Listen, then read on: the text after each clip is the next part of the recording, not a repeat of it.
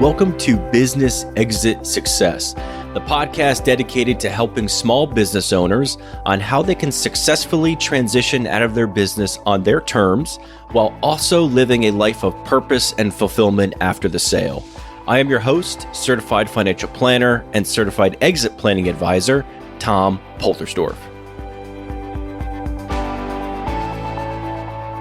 Hey everybody, we're back with another episode discussing different retirement plans for business owners. Today we are diving into the traditional 401k and safe harbor 401k. We will talk about the benefits of setting one of these up in your business, the differences between the two, and pros and cons of each. But before we do, I want to address and cover several common misconceptions about the 401k that I've seen and that are known to prevent business owners from setting these up. The first myth is my business is too small to access a plan. 64% of small business owners that don't offer a plan indicate this is the reason, when the facts are any size business can have a plan, even if you're self-employed with no employees. There are a ton of options out there, so regardless of the size of your business, whether you have a partner or multiple employees or no employees, there is a plan out there that can be a fit for you. Second myth is I can't afford to offer a company match. 18% indicate this is stopping them from offering a plan. The fact is, matching isn't required when you offer a 401k plan, but if you do offer a match, it's tax deductible to the business. The third myth is it's too expensive to set up and manage. 14% of owners believe it's too expensive. There are plenty of low-cost providers out there focused just on the small business owner market, where plans can start as low as $100 a month. The core costs are tax deductible, and there are substantial tax credits to help with setting up their first plan. The fourth myth, and I hear this one a lot, is employees are not interested in having one.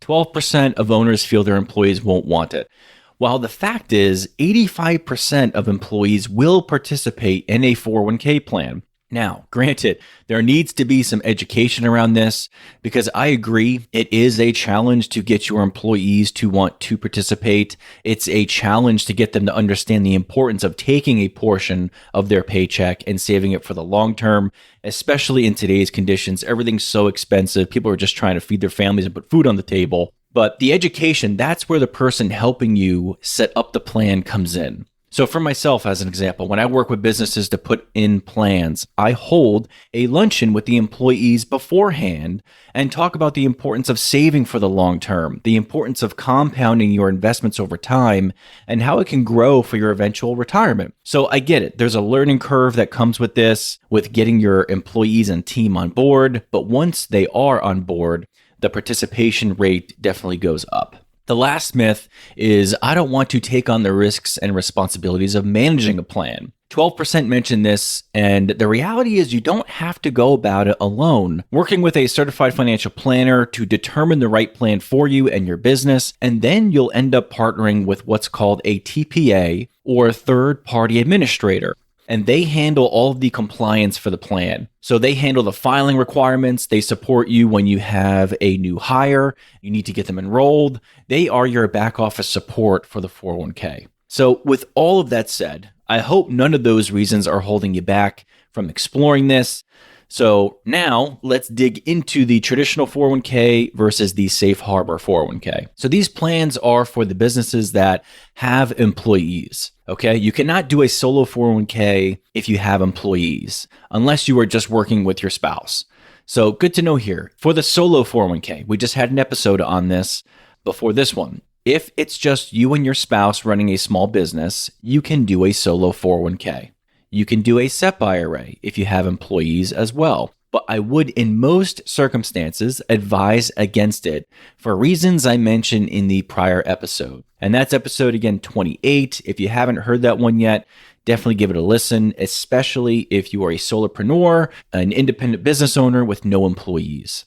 There's a little more of an administrative burden that comes with setting up a 401k compared to a SEP IRA or a solo 401k. And again, it goes back to because now you have employees involved. There are more IRS requirements too, but the benefits far outweigh what you actually have to do on an annual basis to maintain these plans. Setting up a 401k for your business is not only a great way to save for your financial future, there's multiple other benefits that come along with it that I'd like to go through right now. And those include lowering your tax bill. So deferrals into a 401k plan are taken pre-tax, meaning before the money hits your bank account. A percentage is taken from your paycheck. Again, it's not taxed and it's put into the plan. So if you make $100,000 in earnings and you defer up to the max of $22,500 for the year into the 401k plan, you lowered the amount of money you'll be taxed on by $22,500. Not a bad deal. Your business can also deduct the contributions on the company's federal income tax return. So when you put money into a plan for your employees, for example, having a match or putting money in through a profit sharing plan, all of that money is tax deductible to the business. Having a 401k benefits your employees and encourages them to start saving for their own financial future. Education, again, like I mentioned, will most likely need to be needed here, but once you have your team on board, it certainly helps in the long run with employee retention and reducing turnover. It's also a great way to stay competitive within the marketplace. For talent, right? One of the big factors in attracting high quality candidates is compensation and benefits. So having a 401k plan with an attractive matching component can help your business stand out. The last one I'll mention, and then we'll dig into the two plans themselves, is your savings is automated. This is really important. Meaning, once everything is set up with the plan, you pick your investment, you choose how much you want deducted from your paycheck. It's essentially sent to autopilot unless you want or need to change something.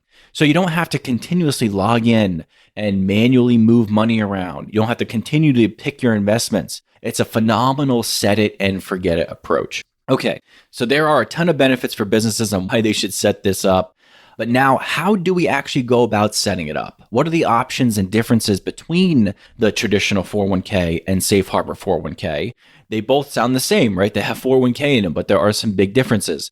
So let's start with the traditional 401k. The traditional 401k is like a cafeteria plan, meaning you can have a lot of options to pick and choose on how you want to set it up. You can create the matching schedule. You can make the vesting schedule, meaning you can decide how long does an employee have to stay with your company in order to be 100% fully vested and retain that match that you gave them. You can change how much the employee needs to contribute in order to get the match. So you have maximum flexibility with the traditional 401k, but with that comes more responsibility. With that comes more government rules you'll need to follow. When with the Safe Harbor 401k, that's a plan that already has pre-approved limits by the IRS. So when you go outside the pre-approved Safe Harbor limits, you are held to a higher standard of compliance. And what that means is the IRS starts looking at your plan in regards to how fair it is to your employees versus the employer. Okay, this is with the traditional 401k, because again, the more customization you have, the more the IRS is going to want to take a look at your plan and track it. They call this annual testing. And what that means is they look at how much you are contributing versus your employees. They compare balances, and there's a rule of thumb that they go by. It's the government verifying that the 401k is to the benefit of everyone working in your business. The Safe Harbor 401k, those plans are pre-approved and already have set matching investing schedules, so there's less scrutiny by the IRS, and the administrative burden is much easier to deal with. I like these plans a lot because it simplifies the process. And let's be honest, the last thing we want is another item on our to-do list to deal with every day on top of running our business. In addition, regardless of which plan you choose, whether you have employees or not, the good news is you don't have to figure this all out on your own. Another key player that helps you set these plans up, again, is the TPA, that third-party administrator. The third-party administrator works to ensure your company's plan complies with all the legal requirements. And I'm mentioning this twice because, again, a big factor when I mention this to businesses is they don't want to deal with the work. It's too complicated, and they don't want to deal with the ongoing management. But again, the TPA, they take care of things like document preparation, benefit statement generation, and preparing for any testing requirements. I have a couple TPAs that I have used in the past setting up these plans, and their job is to relieve the administrative burden off of you, the business owner. Once the plan is set up, then it's just a matter of communicating the benefits to your employees and explaining to them the benefits of contributing and saving for their own retirement. Now, in the traditional or safe harbor 401k, here's the mechanics of the contributions and deferrals.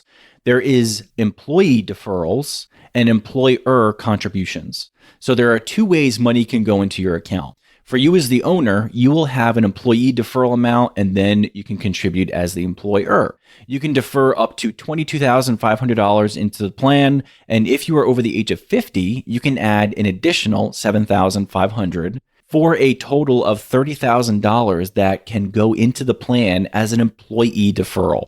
Okay, that's a lot of money. That's only one side of the equation. Then on top of that, the plan can have a matching component, which adds more money into the plan as an employer contribution.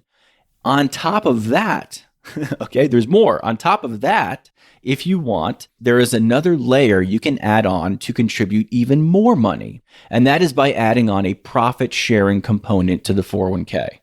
Very simply, this is an option that allows businesses to add additional money into the plan for themselves and their employees when they have a really good year. I love seeing these because it's a phenomenal way to reward your employees, help keep good retention, and incentivize them to work with you on growing the business over time. Because as the business does well, you're able to add more as a profit sharing contribution for that year. Now, you don't have to, it's optional. Technically, profit sharing contributions have to be substantial and reoccurring, but this is how you contribute up to the maximum amount per year into a plan, which the cap is $66,000 for 2023. That's a lot of money to save for retirement if you wanted to be really aggressive.